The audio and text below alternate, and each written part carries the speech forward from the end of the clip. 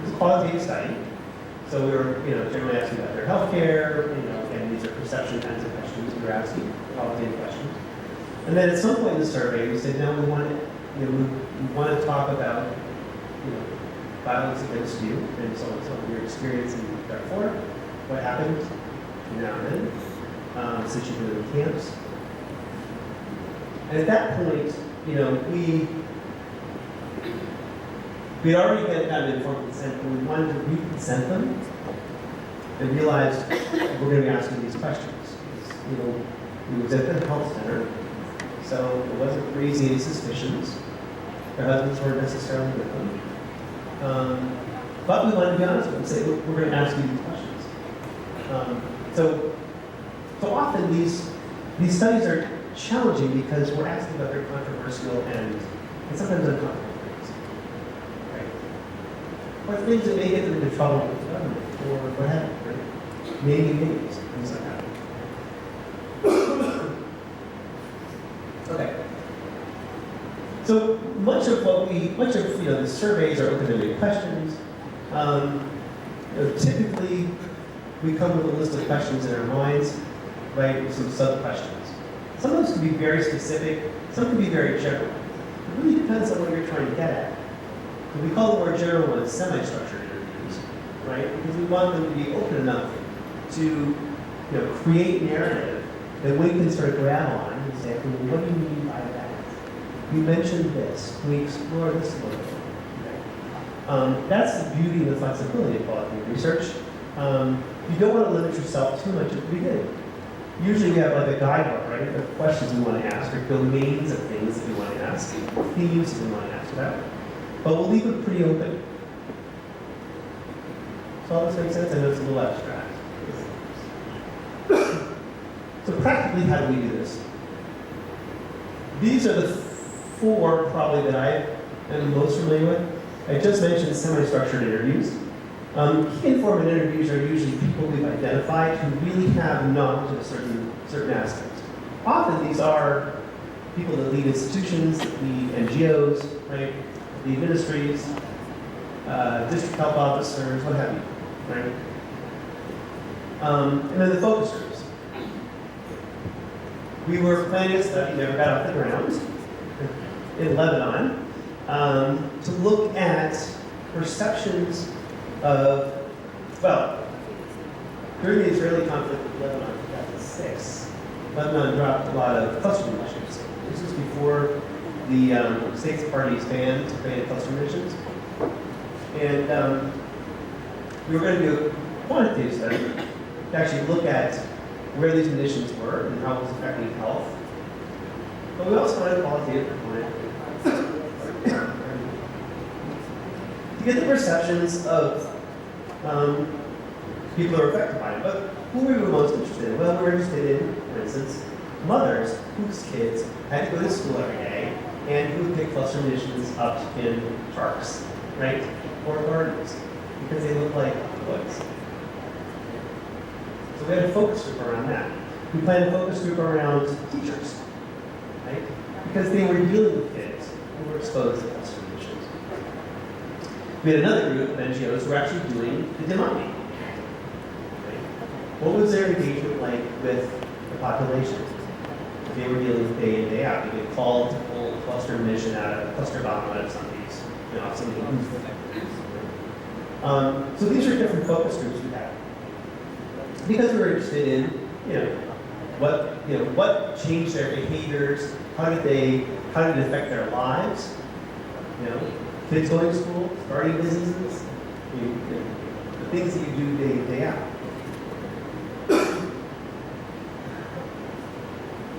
So I mentioned semi-structured interviews. Again, these are open-ended questions. You don't want to limit yourself too much on topics. You don't want to lead people on. A lot of times you get into both focus groups and interviews where the way you've asked the questions sort of tells people what they want to say answer the question. Right? So you try to avoid that. That's why this is hard to do. Because it really is an amazing skill.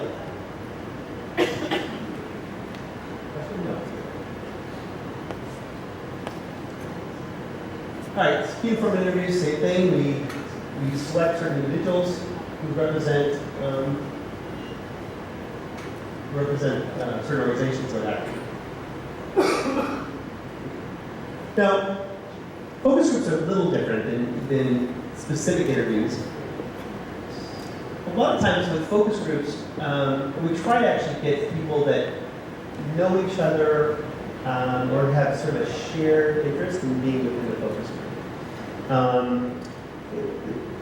But this is tricky too. We'll talk a little bit about what that focus group looks like. But typically when it's a focus group, we're going to look at sort of group norms, right? Sort of what people within the population sort of how they see things similarly. Whereas usually key informant interviews are on very specific topics.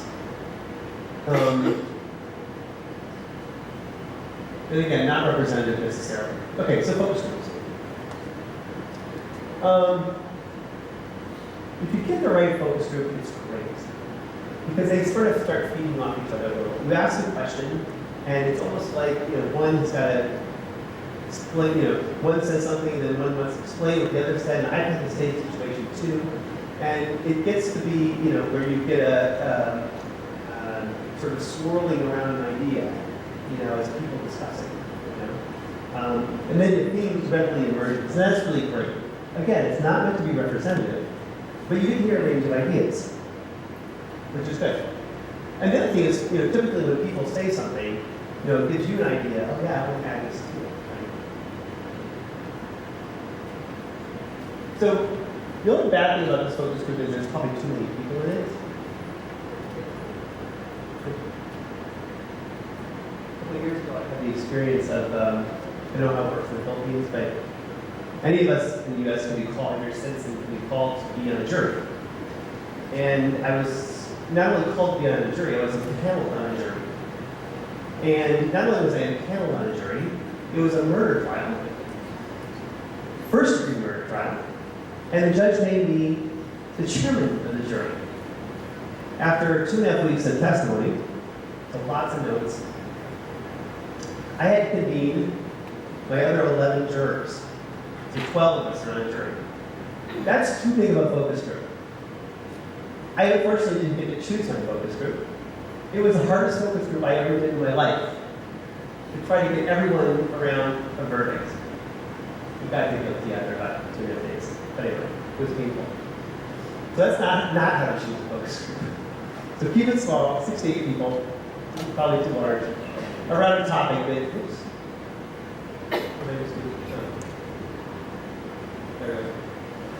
Around a topic that everyone can discuss. I'm going to move on from this in a second, because I'm going to come back to this in a second. Okay, we're fine. Is this a good focus group? I already told you there's too many people, right? All right, what else is wrong with this focus group? It doesn't, right? It's controlled with two people. Yes. Look how everyone's sort of facing the front there, yeah? It's a lecture set. Yeah. Power relation. Yeah, and particularly because participants here are women, right? The questionnaire is men. There's a soldier in the back. Yeah. Nothing like the squelch of focus group by putting a soldier in the back, right? Okay. So all kinds of problems with that. Good. I know there are a lot of social scientists in here, so that's good. All right. You mentioned the power distribution. It's really helpful to actually have people who are very similar. Particularly in socioeconomic status. It's sort of important to know what a community structure looks like. If you have if you have the wife of the mayor, all right. I don't mean to say that women can't be mayors, but let's just say if you're a patriarchal society, you have the wife of the mayor, and you've got a women's group. She's in it. Everyone's going to feel like she needs to do the talking, and they'll shut up, right? I mean, these are things that you've got to be really think carefully who's in that group. And again, you don't want to pick people that get a sort of different education. They're going to feel like, I went to school, I can answer this question, this person's smarter than me, things like that. So it makes sense, right, to have similar composition across your focus groups. Again, as a focus group, and I think this is the hardest job in the world, is managing a focus group. Because not only are you gathering data, but you're trying to like move the focus group along, and then manage so many of these problems, right? We just talked about the dominant talkers, people who will take over a focus group, right? And this is kind of the way to sort of deal with them. One is to sit them right next to you, so you kind of, quiet part of it, or minimize them a little bit. Thank them for their comment, but try to solicit their views. Sometimes it's hard to do. But then getting people who, kind of don't want to talk, or we normally talk, there wasn't dominant people in the room, trying to get them to talk. And then there's people who start talking, and talking, and talking, and talking, and suddenly, you ask one question, and you wanted just to get in that topic, but now there are 5 topics to go, right? How do you deal with that? So we do this all in daily life anyway. I still see patients, as Adam does too, I think, in BIARI, I'm still in an emergency position, and in the emergency department, we have to get the decisions fairly quickly. We don't want to hear we want to sort of know relevant parts of life stories without hearing the whole life story, and so it's sometimes without getting people angry, you've got to sort of, somehow move them on, right? So, I don't know. I think I've got some good practice in that. Oops. So just like we would a quantitative study, right? We ask pilot questions, and sometimes we have a small mini focus group. We're going to pilot your questions, particularly if you're coming into another culture. And I'm aware now in the Philippines, I know there are very different dialects, and there's enough variation in your own population, probably coming into another part of another island would be very different too. So a lot of how you ask, how you phrase your questions, what you look like when you ask questions, all of that are going to be really, really important, and so on. The other thing is that sometimes people are a little nervous about being recorded, particularly if you've got a tape recorder sitting right there in the middle of the table. Now, it's helpful to have that. I mean, it can be even more so, right? But it's hard to be a focus group leader, record all this information, right? And still manage a focus group. So usually you have to get people acclimated to the fact that they're being recorded as well. And particularly if you're talking about very sensitive things. Hi. I like this cartoon. So people have different perspectives, right? They see things very differently. So this is the tricky part, getting into analysis and being able to put all these parts together, right, in your analysis, and being able to capture all that. We use what's called grounded theory. You heard that term?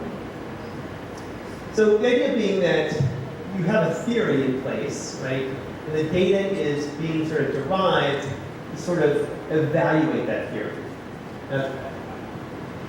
So typically when you're asking questions, you're gaining all this information, right? This could be reams and reams, papers and papers of data. So now you're going to sit down with it and start highlighting what some of those themes are, what those words are that reflect what people are meaning. Yeah? So you may say it one way, you may say it another way. Maybe you're saying the same things, or maybe you're looking at it from 2 different sides, but you're addressing the same issue. Maybe you're addressing the quality of a response, right? So being able to capture that and code it within that same theme, right? Analysis is a lot of work. What you want to do is come to a point where you've got everyone coming to some kind of agreement on that theme. That's your point of saturation. So there's a number of software packages that help doing this. Unlike quantitative software data analysis, right? It doesn't just suddenly generate numbers for you. What it does is it creates a structure for you to be able to go through these narratives, start coding, creating buckets of information, and so you can now cross-reference, your interview, maybe this focus group, right? To be able to do that. Does anybody recommend a certain, I've only used it in Vivo. I know there's the Deuce, there's another of other ones that people use. Any,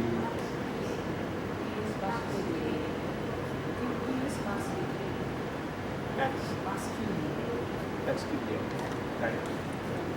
all right. Yeah, there's a lot out there. I think some of the other advantages of disadvantages. Yeah. Okay. So coming to saturation, again, you have to keep going over the data, keep going over the data, keep going over the data. It's not an easy process, and again, I respect a lot of qualitative researchers who are able to do that, because it means, and sometimes it means two researchers looking at the same transcript. Would they code it the same way, right? So you've got a little bit of, and then you get together and say, well, why did you code it this way? Why did you code it this way? How did you hear it? I'll tell you how I heard it.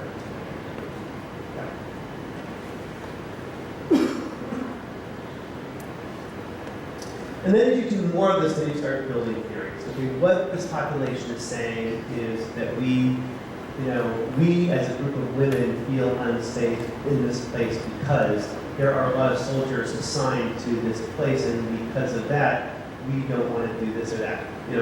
So things start to coalesce around the things you're interested in. What are some of the common pitfalls in the last couple minutes? Certainly a lot of data.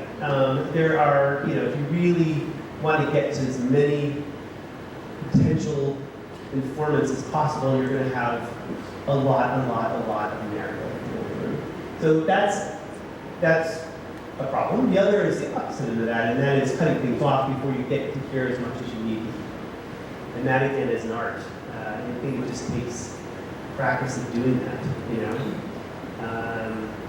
Until you really think that you ask as much as you can, and a person is sort of exhausted, they can't really comment anymore. We just talked about this sort of inter-rater reliability. In other words, you've got several coders looking at things a little differently yourselves. And again, nothing exists in a vacuum. And tomorrow maybe we'll talk a little bit more about mixed methods before we dive into JS, but this idea of triangulation, where there's, if things don't seem as they are, why is that? And is there other data sources that would challenge what you found? And then going back sometimes and asking the member, when you said this at this time or in this context, what did you mean? Sometimes it means coming back to that informative. This was when she was one of our fellows, Pooja Agarwal, and I remember this case a lady myself. It was after the earthquake in March of 2011 in the Fukushima prefecture. Basically, it was going to look at, we did this with Kyushu University. It was 8 days, as you can see, which means we had to gather a lot of information in a short period of time. Basically, we wanted to ask people about their experiences, about the disaster itself, how they thought about the preparedness exercises, the plans, what were their experiences afterwards. These were people living in shelters now, many of them older people. What are the current concerns and needs of the population living in the shelters? What are your future concerns? In other words, what are you thinking about looking forward? What are your expectations? What are your expectations for the future? Right, we had, you can imagine we're going to get some very maybe differing views for those key informants, right? And then the people actually going through it. So again, this was private. I think we tried to get older people together and younger people together, as I recall in these. And these are pretty much our talks. We made them fairly general. But we asked, preparedness is a fairly general question. What did you, as an older couple, how did you prepare for this? Did you feel the community prepared you for it, et cetera, et cetera? So again, we did the same thing we just talked about with this data. And these were the themes that sort of emerged. And not too surprising, I suppose. But people felt certainly overwhelmed. But this was kind of important. They actually saw that their livelihoods, that they could reestablish their livelihoods again. But there was still sort of a lot of this that had to be worked through.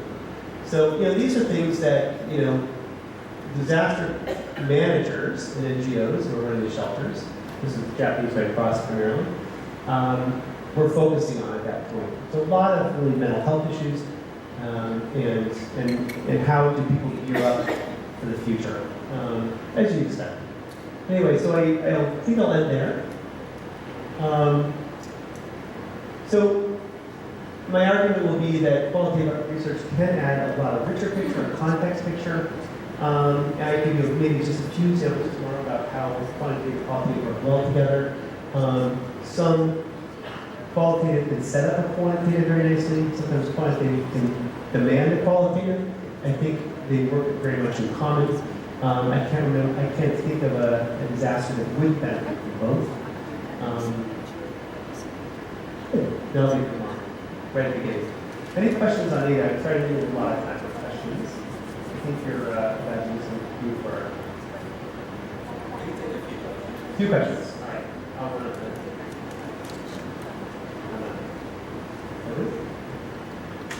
Anybody talk too fast? Not? I talk too loud? Nobody? Quantitative questions. I'll briefly touch on some ways, quantitative and qualitative ways to get at difficult to reach populations, because I think that's always a challenge. So if you had that question in your mind, you can talk a little bit more. Let me synthesize down. Oh.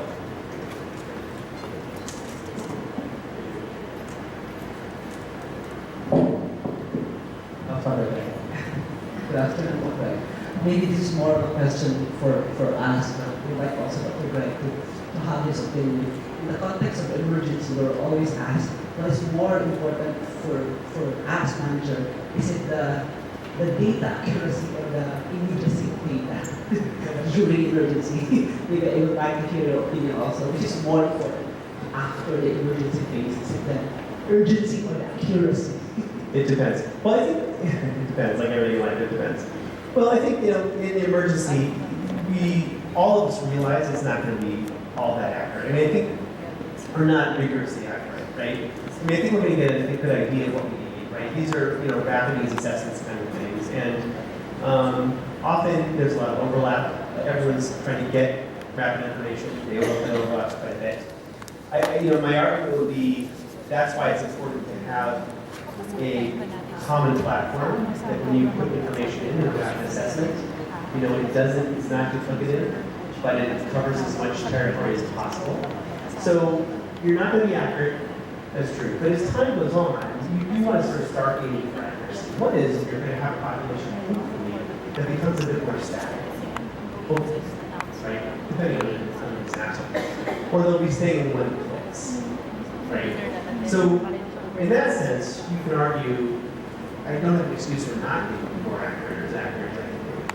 But again, it sort of depends. If you have those lists to example from, how good they are. If I don't have them, if the population continues to move, or continues to be displaced, or continues to be hidden, then you just have to know, okay, I know this, and I'm going to say this is my limitation. And try to be as accurate as I can. I mean, that's what we do. I mean, you have to be honest. When you've got non-response or, for whatever reason. Does that sort of answer your question? I think as time goes on, you really should start aiming for accuracy. I think that is the expectation, because the expectation is there's better data coming out as time goes on. And now I think we have really good ways to manage it, right? I think we're smarter about how we analyze it. So, in some sense, if you know the methodologies or you know how you can apply statistical inference to it, then you make that argument that, I'm trying to get it accurate. Does that make sense? But I think in the heat of the moment, I think early on, we just know that there's going to be a lot of inaccuracies in the data. And then the plan is how do you apply the gaps, right? Some of them are geographical gaps, some are sectoral gaps, I don't know what's going on here, or I don't know what's going on in this sector, in this place. I know there's a population out there that we're missing that's affected in some way, shape, or form, you know. So if you identify those gaps, then you know, kind of know where you need to go to fill those gaps, right?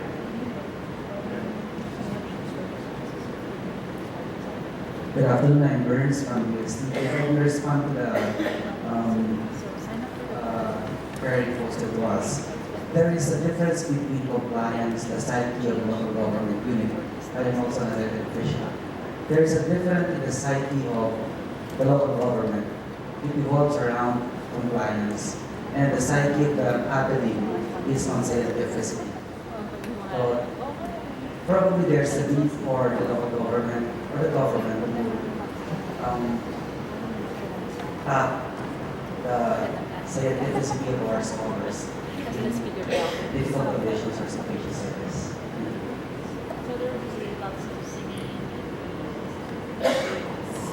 Anyway, I know you're an expert when it comes to big data, but have you ever experienced now in the past that the government tried to mask your data, and how did you walk around this kind of situation? Ooh, that's a great question. I can say that my own government has redacted some of my reports. For the previous administration, Bush administration. Yeah, I mean, yeah. I think one thing is to realize what is likely going to be a problem for the government. If you're gathering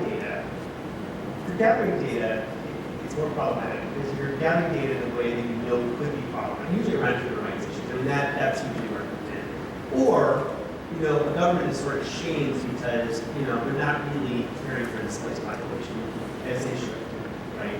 So it shows any kind of data that is going to show an inadequacy on the part of the government, or even part of the international community, in this case, you know, I can tell you a lot of NGOs, and there's a history of a lot of NGOs not publishing data because if it got out there, you know, they would get the money, but that NGO in the same, you know, sector, right? I mean, so that happens, you know. There has been initiatives to try with governments around sort of good citizenship and sharing. The expectation from the UN, and this is why it's sort of good to have the UN as a cluster, is to try to keep government as open as possible. But I can tell you, I can give you one great example of a mortality study that was done in northern Uganda, right after, what was it, the crazy man was killed. What was it? Cody was killed, yeah, sorry. And, you know, excellent epidemiologists went in under WHO money, showed excess mortality in all these internally displaced camps in northern Uganda. And it was 70 governments in Uganda, which doesn't seem to want to go away. And basically said to WHO, they looked at the data, they said, if this comes out, you can leave the country. This is a WHO funded commission to study. And the WHO, being as strong as they are, said, okay, it's no good. Never got published. So, yeah, how do you get around that? I mean, it's, as an active mission, you do have ways to try to get data out. Sort of like, you know, ICRC, the ICRC gathers data too. And sometimes that data comes out through other organizations, they don't publish it. But that, you kind of have to work around that. I mean, this is what you gotta love about MSF, right? MSF, you know, has walked a line that's always a little bit edgy. You know, they may publish something at the risk of being thrown out of the country. I mean, those dynamics happen all the time. I think now that there's a lot more openness, we're getting